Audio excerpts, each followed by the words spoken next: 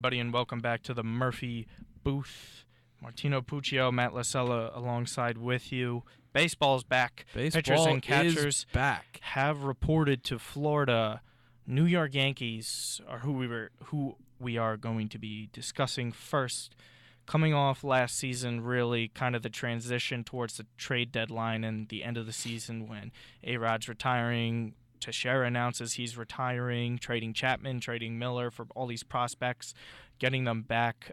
Going with the kids, Gary Sanchez coming up and emerging as the best young catcher in baseball for sure. Okay, Yankees fan, obviously, so you're going to be doing most of the talking here. You guys get Chapman back in the offseason to help that bullpen because Betances was just running out of gas, he was showing he couldn't really close as well as they might have thought he could have. They have the number 3 prospect in baseball, according to MLB Network. Gleyber Torres, who they got in the trade for Aroldis Chapman, I think is a win-win for both teams now. Oh, yeah. Especially considering the Cubs broke their curse of 108 years. They weren't going anywhere. World Series drought. You gave Chapman away. You got prospects, and you got Chapman back. I mean, you essentially didn't lose anything. Other than Miller, of course. Of course, but they got Clint Frazier in return, one of the top young outfield prospects in the minor league system now. Aaron Judge came up. He got hurt towards the end of the year, so they shut him down. Greg Bird is returning to fill in for Mark Teixeira. Signed Matt Holliday, Chris Carter. Probably going to be splitting up the DH stuff. Lots of power there. Question mark. Clearly, the rotation again. Yeah, how you feeling about it? There's a few question marks. I think first, obviously, is the rotation. You have Tanaka was announced again, third straight year, opening day starter. Of course, nothing wrong with that. Pineda's made multiple statements about how he knows 2 strikes, 2 outs, whatever it is. He has to finish at bats. Pineda, my thing with Michael Pineda is power arm, ton of good stuff. He's around the plate too much. 0-2, you're not looking to frame somebody on the outside corner. Something's got to be in the dirt. It's got to be a throwaway pitch. So he's around the plate too much, gives up a lot of 2-strike hits. That's a problem. But it's getting worked on. So, you got Tanaka, you got Pineda, Severino. It appears they're going to put him back in the starting rotation. Give him another shot. As far as I'm concerned, I really would have liked to see him in the bullpen, kind of your flex guy. If you need him to set up, if you need him to come in middle relief, he could even close games probably. I think he got getting Chapman back. It's probably not really necessary at this point, so you got to give him another shot at starter. Yeah. CeCe's coming back, which CeCe we could see in the bullpen at some point, but he's going to be probably in the 4 or 5 spot. And then the question is the 5 starter. You got Luis Cessa, Chad Green, even Adam Warren, but you can almost see that maybe they go a 6-man rotation to kind of just keep guys fresher or whatnot. The rotation's definitely the biggest question so far because other than Tanaka and Pineda, the rest are question marks. Severino has not been consistent.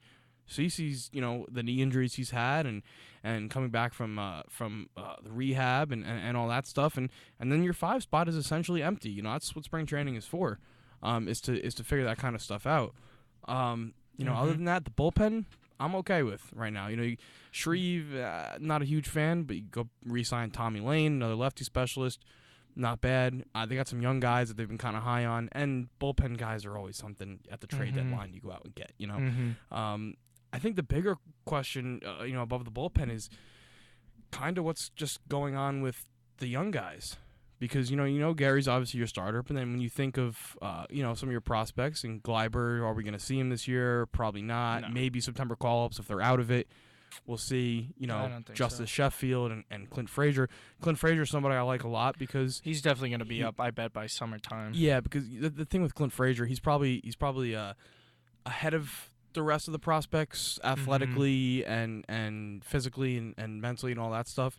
He also really looks like he really wants to play in New York. He's got that attitude, and he's friendly with Bryce Harper as if he's trying to recruit Bryce Harper. He's very active on Twitter. Yeah, that's and for sure.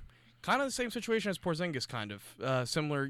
Coming into a New York market and trying to be lively and stuff like that. Matt Holliday and Chris Carter, you mentioned 2 signings, which are I think good because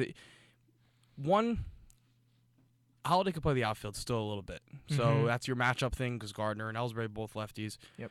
Chris Carter, a 1-year, $3 million deal. I mean, that's cheap as it gets for a guy that just hit. I mean, struck out 206 times, but 41 homers. Yeah, I mean that's You're looking what for you homers. got. That's He's it. been that ever since he came up with the A's, and there were rumors Yeah, that they wanted to it's- get him from Milwaukee. You in aren't going to change him striking out. That's not the purpose of signing him. The purpose of signing him is to get a righty To get- power to hitter get in the dingers. Bronx Come on. because they haven't had that until Gary came last year, and obviously the whole A-Rod thing. Yep. Overall, I like what the Yanks have done. You have your young prospects, which we know are still a couple years off from being full-time starters.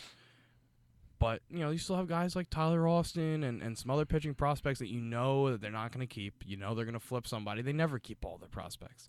That's how the Yankees work. No team ever really does for the most part, unless you're a small unless you're market San team. Fran. I mean, most Yankees don't really keep any prospects for that matter because, in a New York market, your expectation is to be in the running to win every year, and you're not going to win with 19 and 20-year-olds. So I'd like to see most of those guys stick around. They got bright futures. You got to think Starlin maybe That's switches assuming positions. stuff. I don't think Judge is as good as everyone thinks. No, he I is. don't think so either. I wouldn't mind. I wouldn't mind packaging him possibly, and it kind of puts you at a disadvantage with your outfield. I don't know. I think they got a couple that'll hit really bad. I think the three that'll only really hit big time and that'll probably be here to stay are Torres, Frazier, and Sanchez. I think the other guys are nice, decent prospects. They're going to be solid players at best. I don't think there's any superstars. I think Yankees fans need a. I get they're excited and they're happy for the check, rebuild, though. but the reality of it is because you're not going to have another core four No, here. no. Chill out with that. Don't ever think about that because you're just going to let yourself down. Absolutely. Because no offense to Torres or Frazier or anyone like that, there's not another Posada. Maybe Sanchez. Fair enough. Well, you could be better. Well, he definitely can should be better. He definitely could be. But Jeter, relax. That's the best shortstop of his generation. Mariano Rivera, that'll never happen again. Andy Pettitte, you could only hope you'll get someone like that. But I think it's a really good outlook for them, and it's important to just have a couple good prospects because even if 3 hit, that's really good for the Yankees, all things considered, because they could just buy guys. And that's what they've always done. And the best Yankee teams, and you know it, they were a mix of free agents and homegrown talent. That's the way to do it in baseball. That's the way you win. So I think that'll do it. Really quick, predictions for record. You don't have to give me a place in the division, but Some POTUS. record. Some POTUS. 103 and 91. Oh, okay. I think probably I got to go second. I think Toronto has fallen off. They missed their window. I think Baltimore really questionable pitching. Their offense is always. I think it's Red Sox are just a clear Red Sox choice. Yanks. I think and unbiased Red Sox Yanks. And Tampa's not good. Every year somebody's bust their own wins loss. Tampa Wins loss.